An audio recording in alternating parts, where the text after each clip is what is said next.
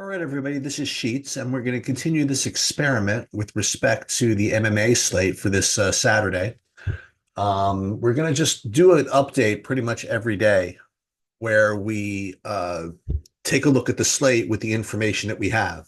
And I think it's going to be interesting to see how our view of the slate at the end uh, differs from our view of the slate at the beginning. So yesterday, I did a first look where I had no props, I had no content, I had no nothing.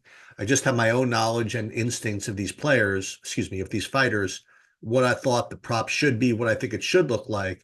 And we had certain, viewpoints on what I, would think would be good plays. And now today, we're going to take another look at it. And as far as the state of things, now all the props have come out. Okay, haven't really taken a good look at the contents. Where I look at other experts and they try to glean what styles are going to be more likely to happen this week, and just overall just good expert takes to supplement my own takes. But at least the props are out now, so we can not speculate as far as who is going to look good. Okay.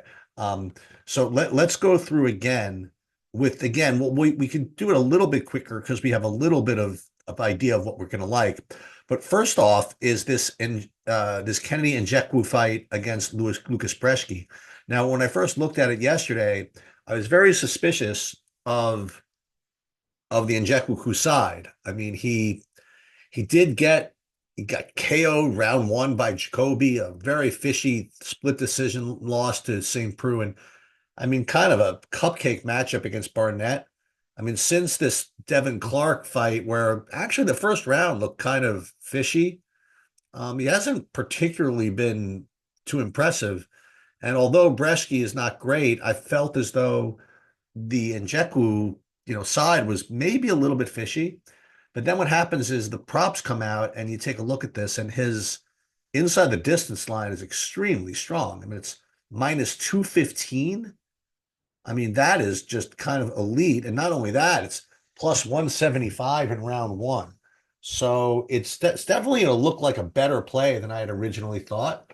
The one pushback that I would give though is that it is a round one or bust fight. Okay. He doesn't really get takedowns or anything like that to amass points in any other way, other than winning in the first round. So at 9,400 on a full 14 fight slate, I still don't think it's a must play, but I certainly have to give respect to this inside the distance line as well as this round one line, and certainly make him in play. But again, I don't think there's a lot of room for error in playing him. He's not particularly, I guess, aggressive. Like even against Barnett, it took him till the end of the first round to get to him. So unless he's going to get, you know, a knockdown plus some significant strikes also, 9,400, it's not easy when you're just a striker. Let's just put it that way. So I think he's in play, but not, I mean, more in play than I did think he was, but maybe still not an elite play. Now, this Chase Hooper thing I also thought was mildly fishy, um, just because of the price. At 90, what is he, 9,800, 9,700. I mean, to score what you need to score, he's going to need all of his skill set. Like he's going to need to get a takedown. He's going to need to get a finish probably. And he's going to probably need a lot of ground and pound too. Now, he can do that. I mean, he certainly can get that volume up. And his fight against, actually, Fiore was a good example of that. Like, he only did get the one takedown, but a whole bunch of strikes, okay, which got him rolling there, as far as a DraftKings score goes. So, I mean, and that's certainly something to highlight is that every time that the guy wins, he scores, except for this fight against Barrett, where he was just losing and then got him in the last round. I mean, his fight against Colares, 4 takedowns, 5 reversals. I mean, that could be. See, this could be a path to victory in this Guida fight because Guida is actually a pretty decent grappler himself. So that actually could work to Hooper's favor because even if he doesn't get takedowns, he's got reversals in him as well. It's a much more highly event-driven fight than maybe I gave it credit for at first asking. So I do think that Hooper is, I think he's more in play than you know, more in play than I originally thought. But still, I mean, that price is not great at 9,700. It's inside the distance line. It's going to be okay. Probably like minus 110, I guess. Let's just see. Minus 200. So again, that's why we look at these props. Both of these big favorites, I think, are less fishy than I originally thought. And Hooper himself, I mean, you give him that finish along with all these other events that we talked about. I mean, I think he could put up a really, really big score. Right. Chiesa Griffin, I thought that Chiesa was the side here, if anything, because of his takedown upside. And I didn't think Griffin was going to look particularly good, and he does not. Okay, Griffin plus 265 inside the distance is not going to be great. So my view on that really hasn't changed. If anything, I'll take some of Chiesa here with his takedown upside. I don't think much has changed with the Durden Van fight. I mean, Durden, again, if he wins, it's going to come with probably takedowns. I don't see him winning a full striking battle. Um, Van's inside the distance line is better than I thought at plus 140. So maybe he's a little bit better than I thought, and he's got some takedowns of his own, but I just don't see a world where he gets them on Durden. So this fight is probably a little less appealing than maybe I thought, but I still think it's kind of hard to discount Durden as a good underdog here. Um, all right, Weidman Anders is going to be a full fade. It just has to be.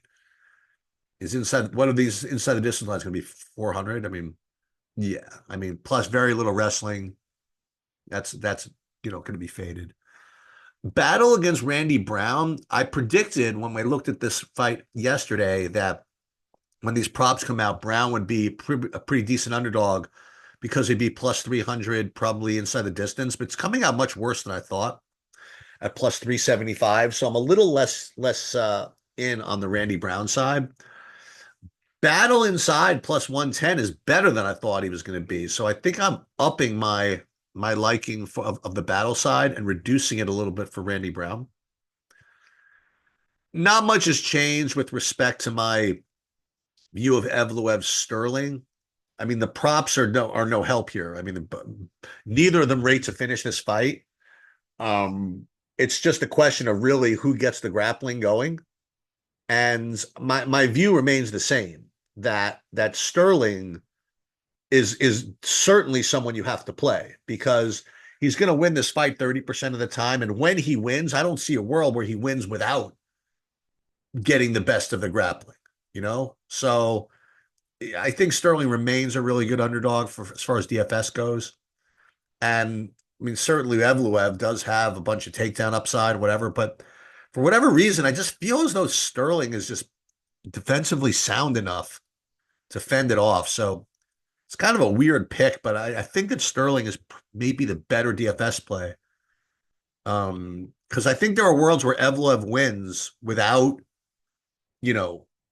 scoring all that much. Where I don't think that Sterling wins without, relative to his price, him scoring enough. So like Evloev, for example, this is probably a really awkward way of describing a very easy concept, but like Evloev's 8,900. He can win and put up 85 and it not be enough. Where Sterling, if he puts up 85, it probably will be. Okay. Because he's 7,300.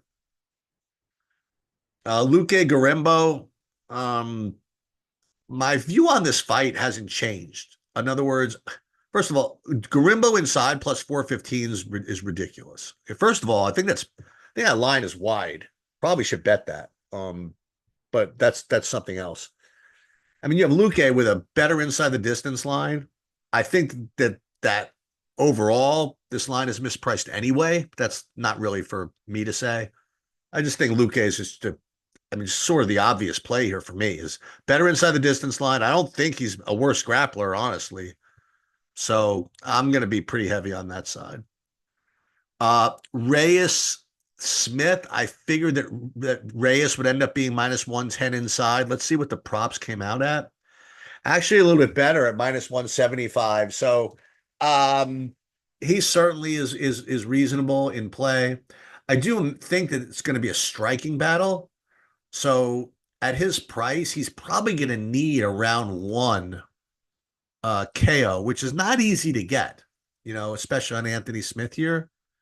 Look at the inside the distance line here. You have what is Reyes inside is minus 175. What about it? First round plus 200. That's pretty good, I have to say.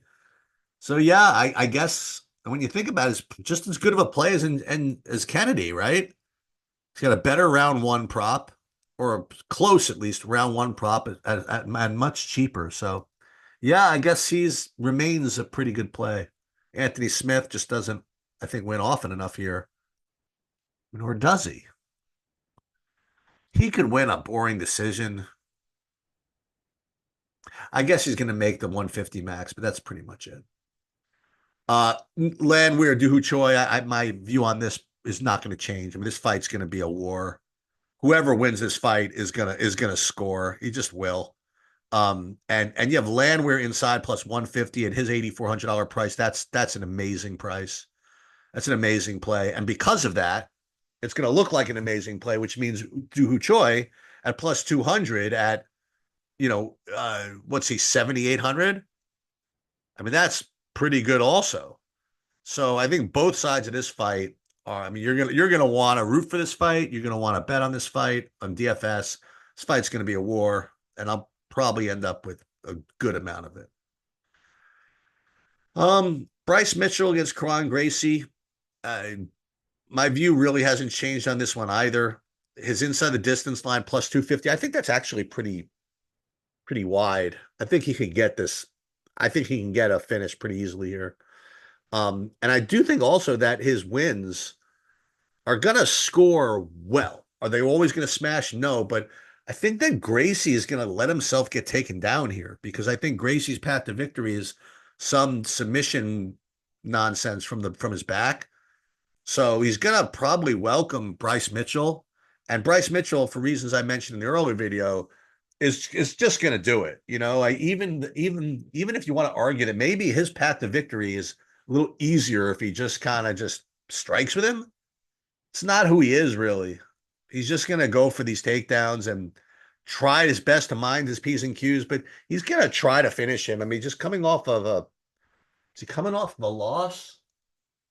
Yeah, he's coming off a first round loss to Emmett. I mean, I think he's going to be just all over Gracie here and probably score better than people might think. So I do actually like Bryce Mitchell here. Gan Volkov remains a fade for me. You look at these inside the distance lines, they're just atrocious. You have Volkov inside plus 600, Gan inside plus 300. I mean, neither of these guys rate to finish. I really doubt I can play this one. And these two 5-round fights, I don't think much has changed here. I guess Rachmanov is going to be minus 130 or something inside, right? We'll take a look.